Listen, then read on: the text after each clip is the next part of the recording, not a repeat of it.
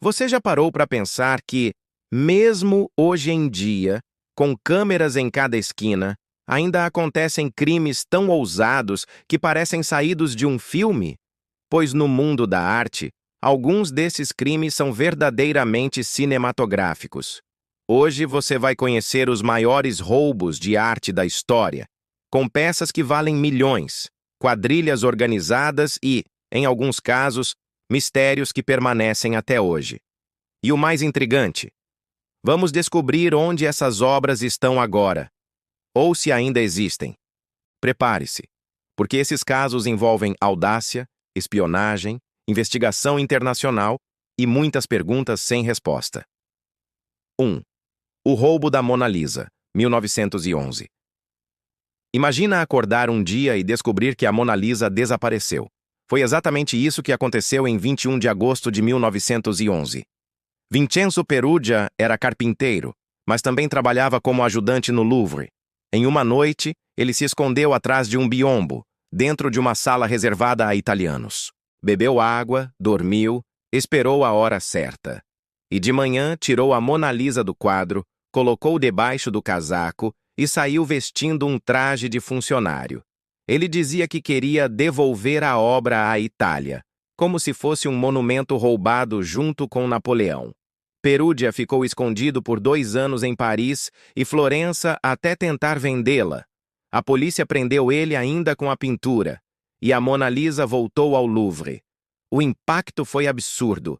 De repente, aquela pintura virou um ícone global. Um decreto reforçou segurança, colocaram grades e transformaram a Mona Lisa no que ela é hoje. O quadro mais protegido do mundo. Dinâmica da narração.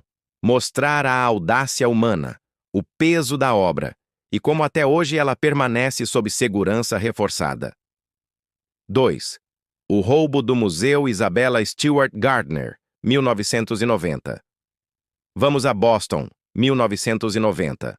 O Museu Isabella Stewart Gardner é conhecido por sua coleção europeia, mas também pela maior heist de arte da história. Na madrugada de 18 de março, 2 caras vestidos como policiais chegaram dizendo que eram da polícia. Deram voz de prisão aos seguranças e os amarraram. Durante 81 minutos, entraram pelas maiores obras: Rembrandt, Vermeer, Degas. No total, 13 obras sumiram. O valor estimado, mais de 500 milhões de dólares. Mas o mais chocante é que nenhuma delas foi recuperada. Nenhuma pincelada voltou. Ninguém sabe onde estão. As molduras continuam lá, penduradas nas paredes. Vazia. Um memorial silencioso. O museu até oferece 10 milhões de dólares a quem trouxer pistas, mas até agora, nada. Esse caso é intrigante. Não tem vídeo, não tem endereço, não tem pista real de onde foram parar. Só resta o mistério e bilhões de dólares no limbo. 3. O Grito, de Edvard Munch. 2 vezes. Vamos a Oslo, Noruega. A obra expressionista mais famosa do mundo foi roubada 2 vezes em apenas 10 anos. A primeira foi em 1994.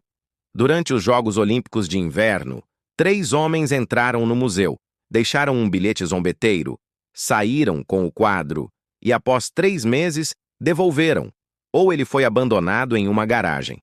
O segundo roubo ocorreu em 2004. Durante um pleno dia, o quadro, diferente versão, mas mesma obra icônica, foi levado com requintes de violência, tiros disparados e quebra-quebra. Mas, surpreendentemente, em 2006, a obra foi recuperada com pequenas avarias, mas inteiramente restituída. Essa história entrou no imaginário coletivo. Quem leva arte com maiúscula no meio do dia, em museu protegido, etc. E o que dizer da audácia desses ladrões e da coragem de quem encontrou o quadro? 4. Museu de Belas Artes de Montreal, 1972.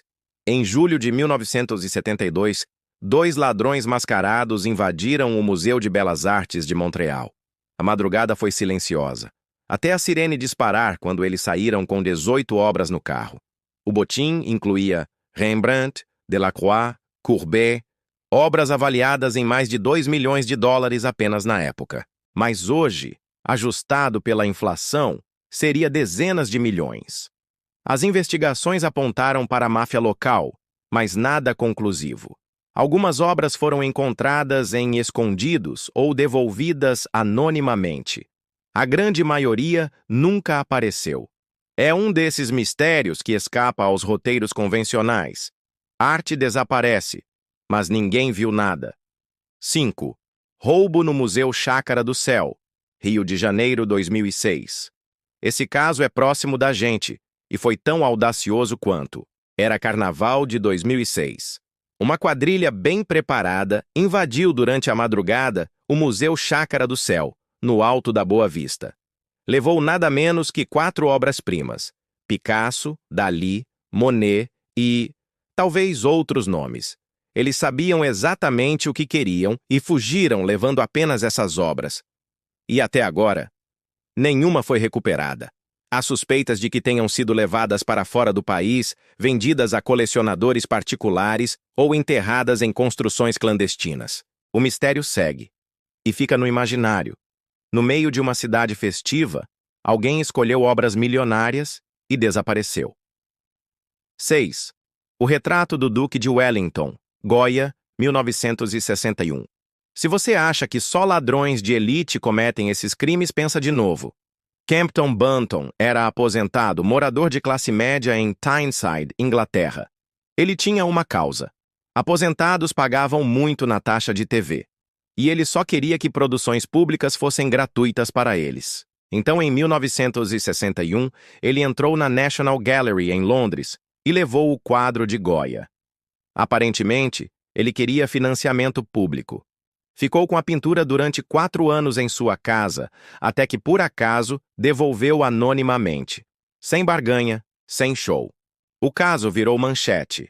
Um aposentado roubando um Goya para protestar contra a taxa de TV.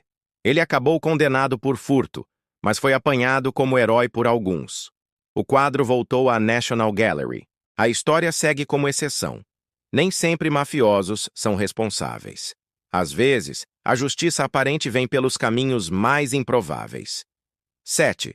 O roubo do Juda Crítico, de Domenico Ghirlandaio, 2008. Menos conhecido, mas igualmente curioso.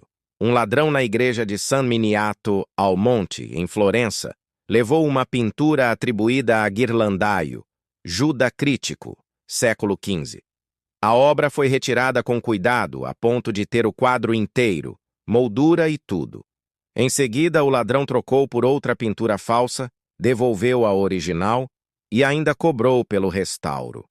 O caso virou piada nos círculos artísticos, ladrão restaurador, e um dos poucos que devolveu a obra.